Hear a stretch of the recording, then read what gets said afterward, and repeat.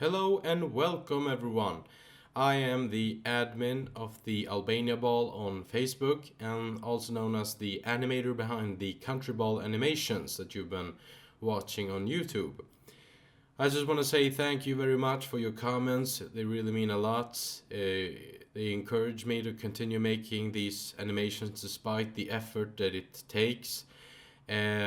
I have been receiving some requests to make a Countryball animation tutorial to show you how you can make these animations yourself. Um, so I am going to guide you through a few steps in this tutorial.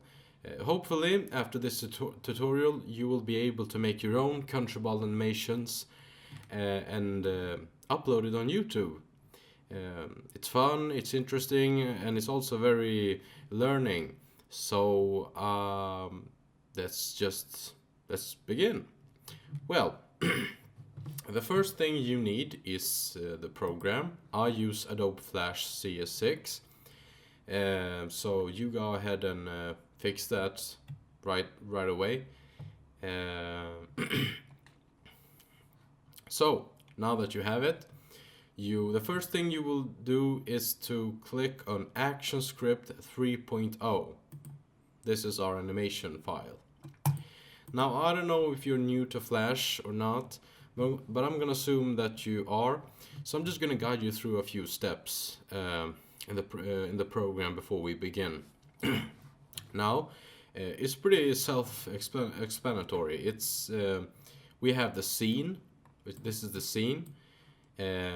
Over here we have the timeline. Now this is where we make animations on each frames, and as you've seen on my animations, I make a lot of them hand by hand, which means that I draw every frame independently and then make the animations. This is your toolbox, and this is your color right here.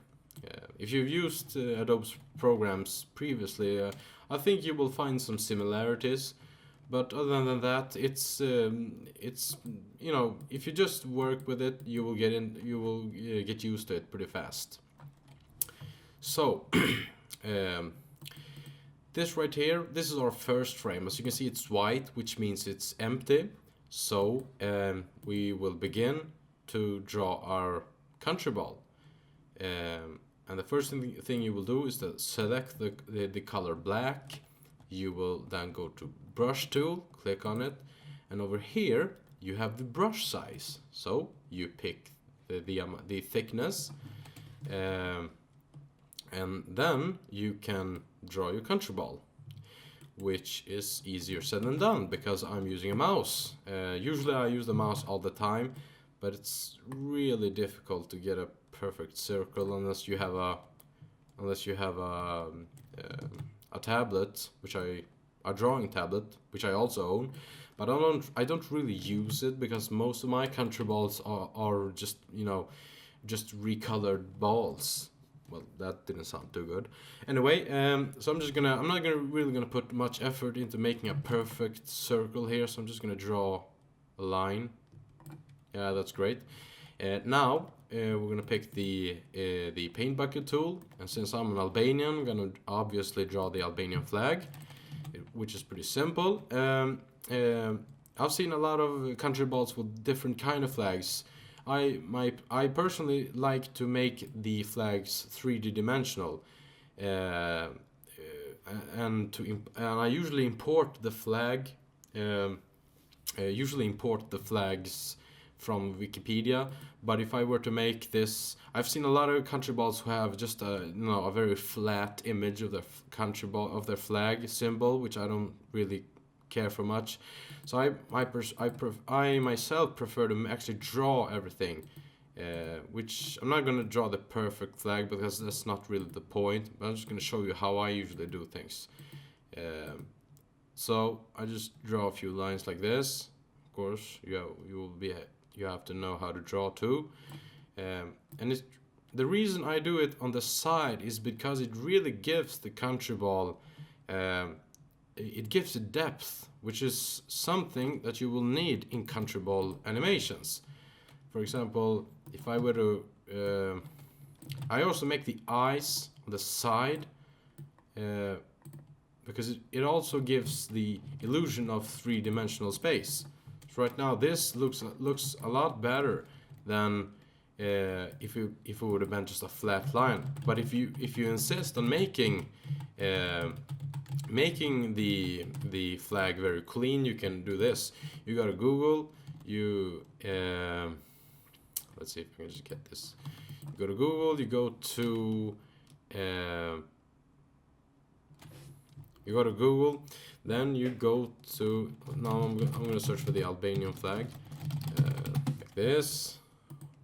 Wikipedia usually have the best high resolution, so just copy the picture. I move my Countryball at the side, I insert it. If you hold the Alt button and press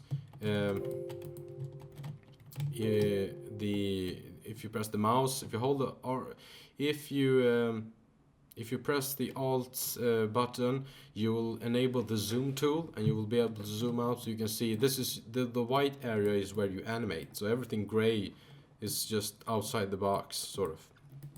So if you want to, now we want to take the black part, the clean part. So we click on the picture, we go to modify up here, go down to bitmap, because that's what it is. We click trace bitmap. Now here you type in 100 on color threshold, and on the minimum area you type in 8, and you leave the other two boxes normal, and you click OK. As you can see, it has traced the symbol. So if now I want to remove the red part, so I just click on the red part, I delete it, and now I have a very clean flag. So I'm just going to copy this, and I don't really have to make a new layer, because layers are this is where we will be putting our object in different layers. So the more layers you have, the more objects you can separately animate. And we're going to get to that in a moment. Now, of course, this is the raw drawing, but we want to make everything in the Flash animation. We want to turn them into symbols. So this is the Countryball.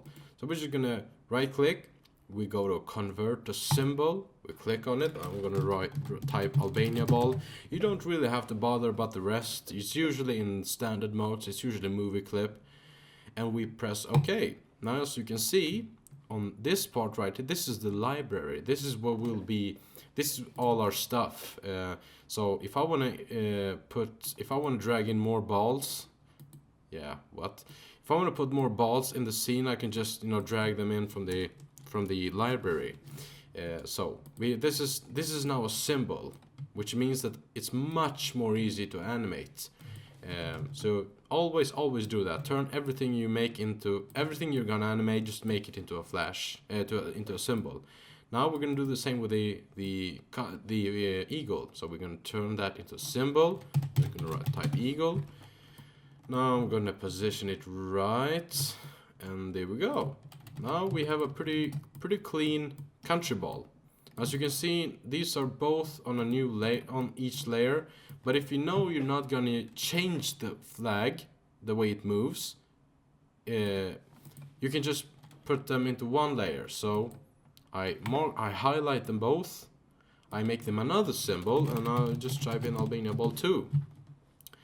Now I can remove the other layer because I obviously don't need it. So now I have a clean Countryball, which I can animate, and it actually looks good. Now we're gonna make the eyes, because I mean, what is a Countryball without eyes, right?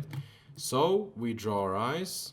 Now I'm just gonna make these really simple. Turn it into an eye, make it into a symbol. I'm just gonna type in eye.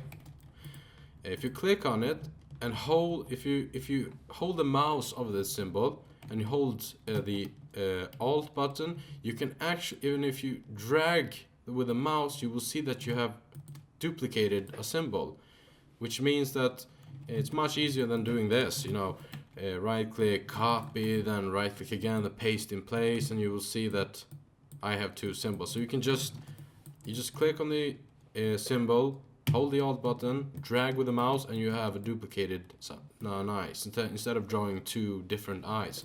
Now we have our eyes. Looks pretty self-explanatory. It's not really, as you can see, it's not really that complicated to draw on Countryball, but this isn't really the main point of the tutorial. We're going to be animating this. So I'm going to make these two into another symbol. I'm just going to call them eyes. So now we have two layers. So the first layer, if we click on the layer, this is layer 4, and this shows us that layer 4 contains the Countryball and layer 5 contains the eyes. Now this is another important part. If you know that your eyes in any particular scene, because I draw everything in this is the timeline, so all the animations will be within this timeline. If you know that the Countryball will not move its eyes, you can make them both into a symbol. But since we want to make our Countryball move its eyes a bit, like let's just say it's going to be looking upwards and downwards and whatever, like this. So I make the Countryball, the ball itself into a layer, and the eyes in a separate layer, which will enable me to animate this a lot easier. So now we're going to animate this. So we can turn the Countryball around which way you want. And now you go up to the layers. This is where the actual animation begins. But before I show you that, I just want to show you the properties.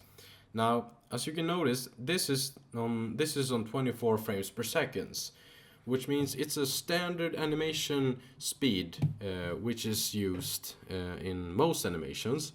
But if you find it difficult to animate fluently, you can lower the FPS, for example, to 18. I'm going to show you the difference between that in a moment. But the more frames per second you use, the more fluently the animation will show, but it will also be much more difficult to animate in order to get it nice. And the lower frames per second you use, the choppier the animation will turn, but it will be a lot easier to animate. Mostly beginners, it's mostly beginners who use a lower amount of FPS because they haven't really gotten used to animating at higher speeds. So we're going to leave this be the way it is. And we're going to begin the animation. So we go up here, and here we have the two layers. This is frame number 1. So we're going to mark the two empty spaces in front and insert a keyframe. So you just mark these two, you right click and you insert keyframes. Now this is frame number 2. As you can see, this is the 2, this is the number 1 and 2. Now what we have done is on the second keyframes, we can now begin an animation. So I drag the red line to the second keyframes, and now I can move my animations. For example, we're just going to make him look up. So now animating in itself is it's a different kind of story, but you know, the more frames you use, the more fluent your animation will turn. For example, if I make fast and sudden movements, it will appear as if the Countryball is moving really fast. But if I make really slow animations, it will turn more slow. And I'm gonna show you what the difference is. So we're just gonna we're gonna continue with the third. So I insert keyframes from the third, make him move again. This time is actually going to be jumping a little. So we make the fourth, we make the fifth frame, and I'm just gonna show you. Now, as you can see, Doesn't really look like he's doing much, but that's because we're making really sudden movements. But if I now press enter, as you can see, it's actually moving. It's pretty choppy because I'm just trying to make this pretty fast. But I'm going to show you another method that you can do. Now this is what we are doing here is separately animate each keyframe. But I'm going to delete these and show you something else. Now if you just insert a frame, and let's say you can insert how many frames you want, it will still be on the same picture. So if you need to insert a keyframe every time there is an animation. So for example, if I go over here and try to animate it, you will notice that it highlights the entire frames, which means that I haven't really done jack shit. So for example, every time there's an animation, I make a keyframe. But there's also another way to animate, which is called by Tweens. So for example, if I know that at frame 30 I will have done 1.2 seconds of animations. Now for example, we're gonna make the same movement that we did with the animation just by using Tweens. So I highlight the two keyframes and I right click and go to create classic tween. As you will notice, it turned blue, and you're probably wondering what the fuck is that. So you don't have to really worry about that. But remember that every tween begins with a keyframe and it also ends with a pair. So if you go to the end of the animation, you highlight these two and you insert keyframe. Now it turns into an arrow, which means that now you can actually animate this more fluently. So we're gonna delete this. We're still in the keyframe between keyframes. So we go to keyframe 5. We're just gonna make him jump. We're gonna make a few keyframes over here, and we're gonna continue. Just make sure that when you animate that you select both objects. If you do just this, it won't animate both parts. So we're gonna make him jump and move. So this is like here. I'm just gonna show you. Now if you notice, the same kind of animations, just that except this time it's made with tweens, and most animations are made with tweens because people are too lazy to actually draw everything themselves. Usually in my animations I always make the Countryballers move a little to give the illusion that they're actually alive, and it looks more realistic too.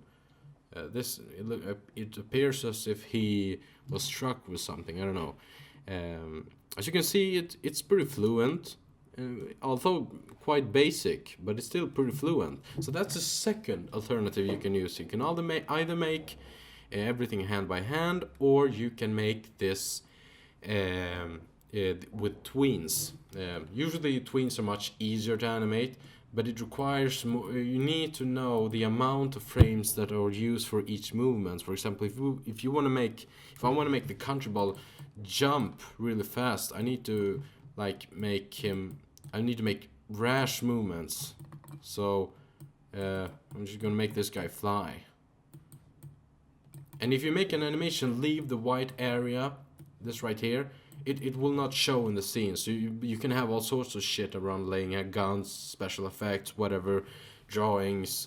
It doesn't matter, because as long as everything that is visible within this white area right here will be shown in the animations. Just a handy tip to know that. Like for example, as you can see here, I made really big movements. Now as you can see, he's flying pretty fast. It's like he's fucking, I don't know, doing something. If you just press enter, you'll notice that he's flying, as you can see. So if I were to make, now let's just make him a lot slower. So I'm just gonna highlight this pair of keyframes. I'm gonna move them all the way over here to 50. Now I'm gonna take, if I want to make this guy move slower, I can make it like, I don't know, 25 to 50 frames. As you can see, it's much more slower. So this is really important to know, that when you animate, you have to know how will the Countryball move. So now that we have done this and small animation, I'm going to show you what the difference with the FPS is. Now let's just raise the FPS to 30. And let's see what happens if we enter. As you can see, it's way more fluent than 24. But let's just turn this to 50 and see what happens. As you can see, there's way more frames. But can you imagine how difficult it is to find a realistic rate in this? Because we're gonna make the Countryball look as realistic as possible when it comes to the movements. So it's animating at 50 frames per second. So it's really difficult and it takes a lot of time.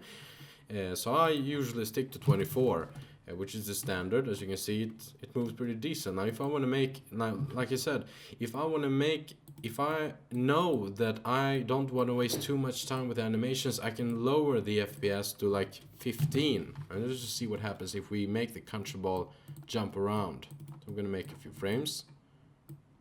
Now I made a really big movement, so I'm not gonna do that. I'm gonna make him. You just have to use logic when animation is thinking, how would I react if I were to make this this specific move right here?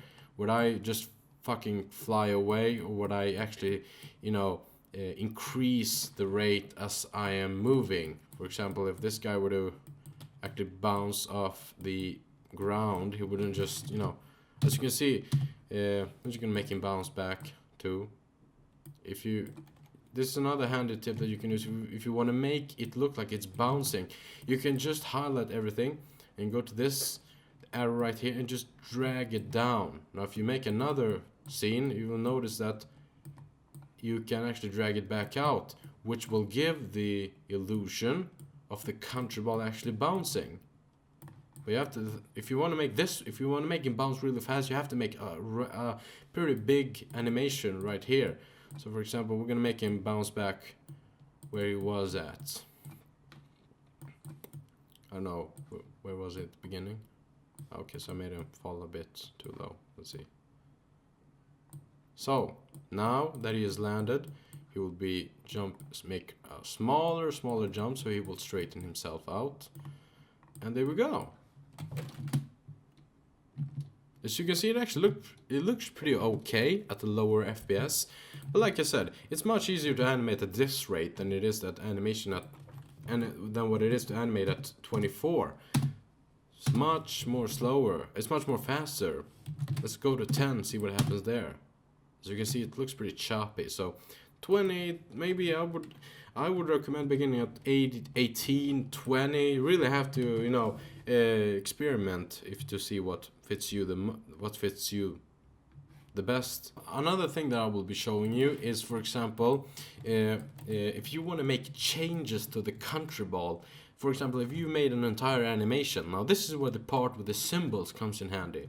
If you have used the same symbol all over the animation and you notice that there's something faulty with the flag, or that you've made a line that's not supposed to be within the symbol, you can't edit it you can't change the Countryball from the outside. So what you do is you double click on the symbol, and now you will notice that you're inside the symbol, for example, and here you can change whatever color you want. So when you're in, now since I made these two another symbol, I can just highlight them, break them apart while still being inside the Countryball, and now I can actually change the color. So if I'm just gonna make this blue, looks pretty red.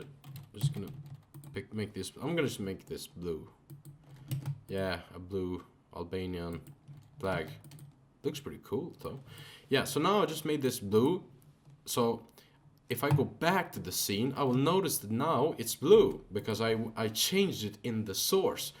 But can you imagine animating everything when it's not a symbol? Like for example, if I made 150 frames right here, and each of these frames literally is an animation without a symbol, I would literally have to go through every frame, changing the color of the animation, and even then it will take hours and hours. And so that's why it's really important to make everything that you do into a symbol, because it will be much easier to change things if you fuck up. This is my, I used several, let's just put a 3 there. Another thing that if you get this, it just says that you have to use a different name because the object symbol already exists. So this is what you can do. You can always just go inside the symbol and change whatever it is that you need to change. And it's really efficient to do that.